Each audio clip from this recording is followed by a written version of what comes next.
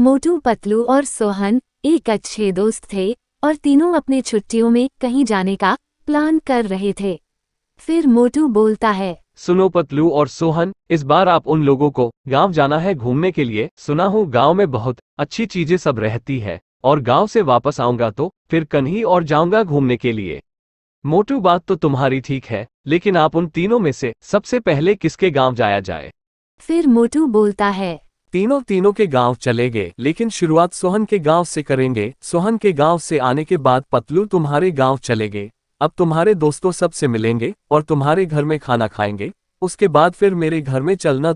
कोई बात नहीं मोटू, तुम मेरे ही गांव चलो, देखना मेरा गांव कितना अच्छा है और मेरे गांव में तुम दोनों का कितना सम्मान होगा। मैं तो चाहता हूं तो तुम दोनों को मैं अपने ही गांव में रखो, ताकि तुम दोनों मेरे साथ में ही रहो।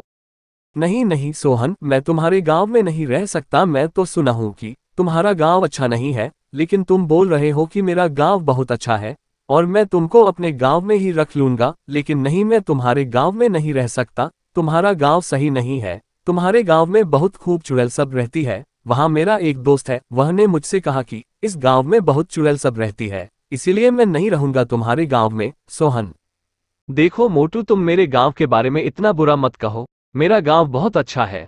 चलो, सबसे पहले तो तुम मेरे ही गांव में जाओगे ना। मैं दिखा दूंगा कि मेरा गांव इतना अच्छा है, तब तुमको यकीन होगा कि सोहन का गांव कितना अच्छा है। अरे मोटू और सोहन, तुम दोनों आपस में ही लड़ते रहोगे या एक दूसरे के गांव भी तो जाना है? अगर नहीं जाना है तो वह भी बोल दो हमको, हम कहीं और चले जाते हैं घूमने के लिए, या तो फिर जल्दी चलो घूमने।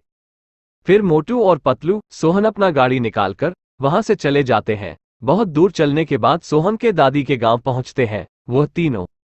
अरे बेटा, तुम तीनों आ गए। मैं तुम तीनों का ही राह देख रही थी। अच्छा चलो, तुम तीनों मुंह हाथ धुल के आओ, जब तक मैं खाना ले आती हूँ तुम दिनों के लिए। फिर वह तीनों खाना पीना खा करके उस रूम में आराम करने के लिए जाते हैं सोहन की कमरे में। लेकिन पतलू जैसे ही आए बढ़ता है दूसरे कमरे के और चाबी लाने के लिए, वैसे ही उसके सामने में एक भयानक चुड़ैल आ जाती है। क्या हुआ? तुम मेरे सामने में क्यों आई हो? तुम मेरा रास्ता छोड़ दो, तुम मुझे जाने दो। मेरा दोस्त सब इंतजार कर रहा है।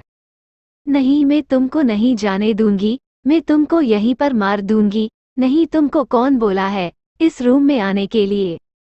फिर चुड़ैल पतलू को वहीं पर मार देती है और पतलू के दोस्त को आने का इंतजार करती है। अरे सोहन, मेरा दोस्त पतलू अभी तक नहीं आया है। पता नहीं पतलू को क्या हो गया है। चलो चलकर देखते हैं। फिर मोटू और सोहन चुड़ैल के पास पहुंच जाता है और चुड़ैल से कहने लगता है पतलू के बारे में। अरे चुड़ैल, तुमने मेरे दोस्त पतलू को क्यों मारा है? तुम मेरे दोस्त पतलू को जिंदा कर दो, फिर मैं यहाँ से चले जाऊंगा। ठीक है, मैं तुम्हारे पतलू को जिंदा कर दूंगी, लेकिन मेरा एक शर्त है। अगर तुम उस शर्त को पूरा कर दोगे तो मैं पतलू को जिंदा कर दूंगी। ठीक है चुड़ैल जी, तुम अपना शर्त बताओ, मैं तुम्हारे शर्त को पूरा करने के लिए तैयार हूँ। तो मेरा एक सवाल है, इस सवाल का जवाब दो कि फलों का राजा कौन सा फल को कहा जाता है? अगर जवाब दे दोगे तो मैं पतलू को जिंदा कर दूंगी, नहीं तो मैं तुम दोनों को भी मार दूंगी। फिर मोटू बहुत देर सोचने के बाद चुड़ैल से कहता है के फलों का राजा आम को कहा जाता है। फिर वह चुड़ैल मोटू का यह सवाल सुनकर बहुत खुश होती है और पतलू को भी जिंदा कर देती है।